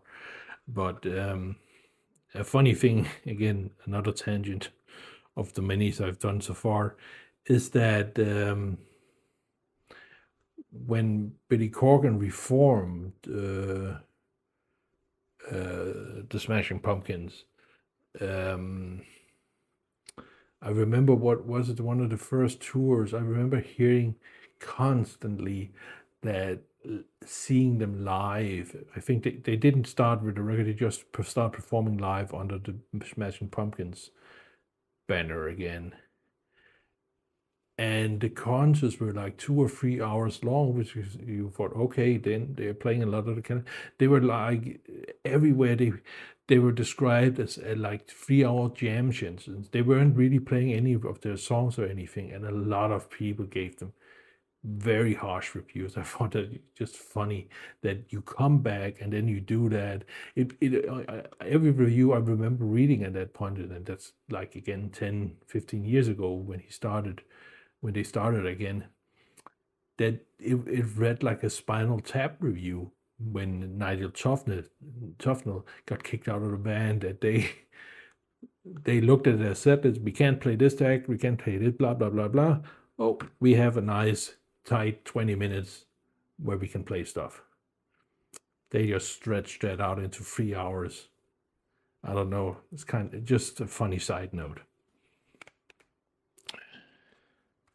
So now we come to one of the bands, not part of the grunge era, but still came in under the, and that's the Stone Temple Pilots, their debut record Core from '94, and of course they are not from Seattle. They're from Orange County in California, and this is just a great record. This really, Plush is a great song. Cracker Man, everything, Creep, all good stuff.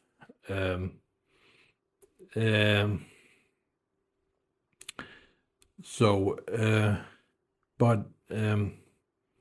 know, and this is where I really disagree. A lot of people, I remember later that when people talk about Stone Temple, a lot of people refer to Purple. I can't remember if Purple is the follow-up record for this or the third record. That's the best record. I tried to listen to anything after this, and it's just not my cup of tea. This just grabbed me when it came out at a point for some reason, and it's great. But one of the sad things about it is, of course, the lead singer Scott Weiland, who passed away now, a little over 10 years ago.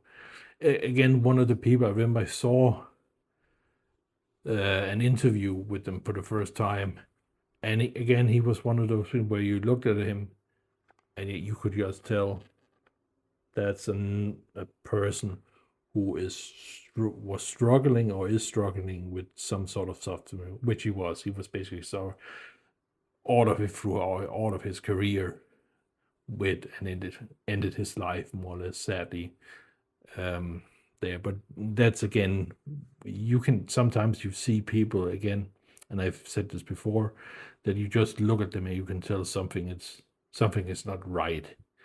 And it's of course sad at the end of the day, but yeah, it's still a great record, of course, and a great performance from the band. So, but this is one of the few positive things that came out of the grunge movement that I more or less expect, hopefully, in this video for now, that I'm not a fan of. So that's that. Now we come to something a little more in my taste again, and that's Ugly Kid Joe. Again, also a band out of California. This is their EP, the first EP they did, and the single from this EP is of course Everything About You. And they're this humorous band with that's a little bit mischievous and just fun. Not a party band in the same band, but just fun. And this my favorite track besides Everything About You is the final track in Heavy Metal, which is just 30 seconds of them playing the most generic heavy metal riff as fast as they can and just growling and everything. And it's just a fun track, and they play it even live. I saw them at like 2-3 years ago live, and I was skeptical to see how they were holding up, and they were great. They sounded almost like the record. Really great. I can only recommend them if you want to check them out live. They are absolutely worth checking out live. Their follow-up record is also great. America's Least Wanted. That's also a great record. It has some of the tracks from here they re-recorded. I think Madman is also on the album. But this is a little gem that came out. It was very hard to get. I bought this originally in '91 when it came out on vinyl. It was very hard to get because it's an EP, and my local record stores, they rarely had EPs from artists. They usually only carried full albums and so forth. They had singles, of course, but never EPs. But they were lucky that they got this here, and I later bought it. I think they bought the CD version here on eBay because it's hard to find. Because again, this is not a full record. This is an EP. And now we come to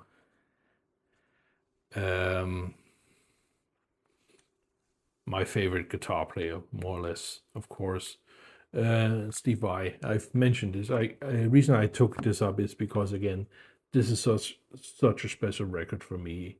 Again, I know Passion and Warfare came out in 1990, and if you've seen my first video, blueprint for instrumental guitar music, really the modern day version of instrumental. That's that record. The follow-up is him as a band leader and his band Vai. And there's just something very special about this record. I recently saw an interview with Steve on YouTube where he talked about the sound of this record, that this sounds different. It doesn't sound for him as full as it, and that's because he made changes to his recording gear, the board. His board, he took out certain things and made change, and that made big changes to it. But I still love this record because, again, Devin Townsend carries this record really. I think I said it in my first video that the best vocal performance on an album in terms of hard rock or rock during the 90s is this record here. It's simply just, it's so raw, it's so powerful, and this 19-year-old kid from Canada just letting everything out. And Steve, who has come into his own element as an artist,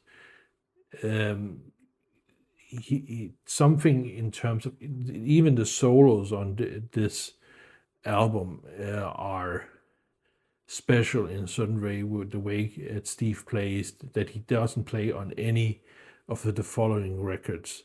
There's something very quirky, and again, probably also because of the changes in how he recorded it and so forth, that this just stands out. Plus, it's one of the last records that Relativity releases before Relativity goes under and gets bought up by Sony. That's that. Plus, again, the art choice that Steve suddenly has Desmond Child as a co-writer on one of his songs. It was kind of weird, but this is again Steve. I think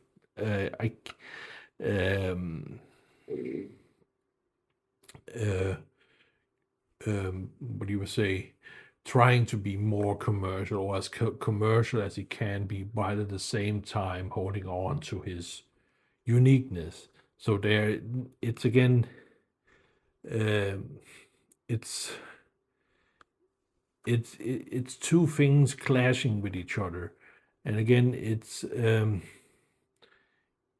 some people will probably say that this makes the record very disjointed, but I feel it just gives it a very special sound, and in terms of how how things ended up with the record and so forth. But one of the other great records he released during the 90s is, of course, in 95, he comes back because Steve has more or less I wouldn't say abandoned Sex and Religion. It's the album he leads talks about or whatever. When he doesn't directly talk about Devin Townsend, of course. But in 95, he makes his little EP, Alien Love Secrets, which is really great. Stripped down, him on guitar, bass, and Dean Casanova, I think, on drums for most of the tracks, and just straight up instrumental guitar music. And then he does this record here, which is 96, that really, where he really gets more grandeur again. Of course, here is, of course, the Fire Garden Suite, which he usually plays parts of live. I think he plays the latter of the fourth movement of that suite live. And it's great. It's a great album. Again, it's a special album because it's a two-part album. The first part is instrumental. The second part is him singing. And the songs where he sings, yeah, well, they are okay. They're not bad, but you can tell that Steve isn't really a singer. But the first instrumental part of the album is still fantastic. I really love this album. One of the great latter parts of instrumental guitar that's released during the 90s. So also think one of those that got me through the 90s, so to speak. So yeah. Now we shift a little bit gears with the last three albums here. And I also mentioned that I got into classical guitar music with seeing John Williams's 93 performance live in Seville on TV in 94. And another classical guitar player at that time I really got into is this Danish classical guitar player, Kåre, who is a conservatory trained classical guitar player. And this is his inaugural performance of his transcription of J.S. Bach Partita number 4 for harpsichord in D major. This is BMV 828. And this is a great interpretation of that piece. And it's just a wonderful transcription. But this is really the second classical guitar player that really got me also into classical guitar. And in 96, he releases his second, I know this is his fifth record, I think, at that point, fourth or fifth. And this is my favorite record of his, because he has his performance of what is it? It's Silvius Leopold Weiss's Passacaglia. That piece, or his interpretation of that piece, is really my favorite in D major. Just wonderful. In Denmark, he's mostly known for writing a piece called Homage to Life, which is a piece he wrote for his mentor, who passed away a few years earlier in the early 90s. And that piece was then used in a nature program that ran on Danish TV in the early 90s called En Naturlig Forklaring, which later came out on his second or third record. I think it was on there. But yeah, this is also wonderful guitar music that really got me through, so to speak, the 90s. So yeah. And then finally, like I mentioned, John Williams with his 93 record Live in Seville. In 95,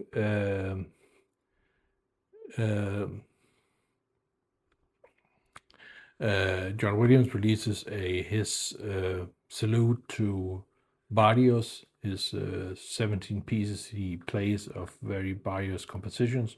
But the year after, he does a really wonderful record where he plays various themes from movies, like Everything I Do from Robin Hood, even Kiss from a Rose from Batman Forever, and so forth. But my favorite piece or track on this record here is the main theme from The Mission, which is of course composed by Ennio Morricone. And the original piece does not have any guitar in it, so this was rewritten to include the classical guitar playing parts of the melody, and it's just a wonderful, wonderful interpretation. It's my favorite interpretation of it. I like it even more than the original. The movie version, and the movie is great. It's usually with Ennio Morricone. In terms of his composition, many point to that piece being his best piece that he wrote during all of his career. I personally still am much more lenient towards the good and the bad and the ugly. The whole soundtrack for that movie is just flawless. But in that year at the Academy Awards, Ennio Morricone didn't win. He was nominated, but he didn't win. He won, and some people historically used to call that a consolation prize that he won. Got his Academy Award for The Untouchables, which is a more straightforward theme and soundtrack. That he got that as a consolation prize because he couldn't. He lost that year. But again, when it comes to the Academy Awards, there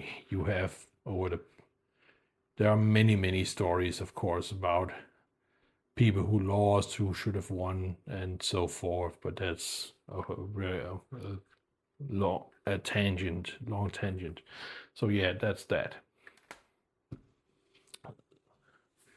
So that's my list or albums I listened to during the 90s to get me through the 90s, because everything changed during the 90s musically, and it was still not bad. Again, that the music that I liked during the late 80s went away was, like I mentioned in the beginning, it was inevitable at the end. And that grunge became the alternative. That's that. You have to live with it. But that it's very clear to me now that my musical taste is very much, and it should be no surprise to anyone, mostly to myself also, that my youth being the 80s is where my tastes got formed. So it's clear that when big changes happen, that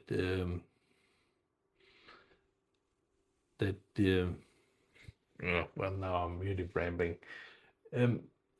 Is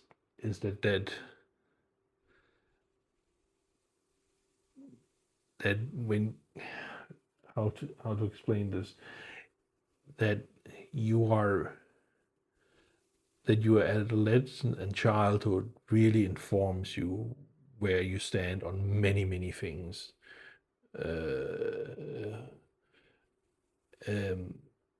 And those things really, for me personally, haven't changed.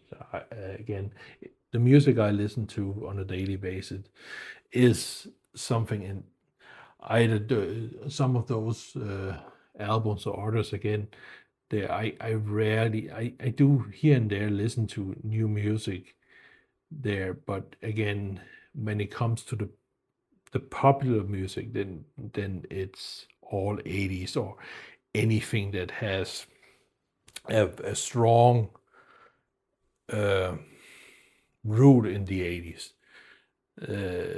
Though over the years, for me at least, my I have been able, again, I'm not a big fan of a lot of the things that came out of the 70s, other than Van Halen and a few other things of the latter parts of the 80s. I'm not a big fan of, for example, Led Zeppelin, but though I will say I can listen to Led Zeppelin more now, being older, than I could when I was like 18 or 15. That this stuff. But if I then go back to something in the 60s, whether it's early Rolling Stones or Beatles, I'm having a harder time with. Again, I've said this also early in my previous videos, that